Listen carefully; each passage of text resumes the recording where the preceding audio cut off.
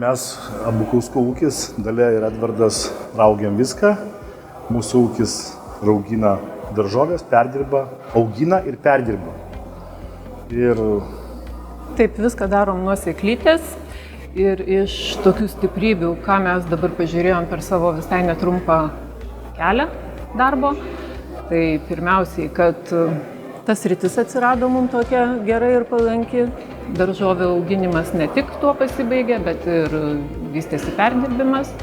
Tai buvom patys pirmieji, kur pradėjom raugti viską, kas net neįsivaizduoja žmonės, kad galima raugti. Mes pradėjom raugti ir vaisius, ir daržovės, ir jų miksus, ir salotas, ir viskas tik rauginta.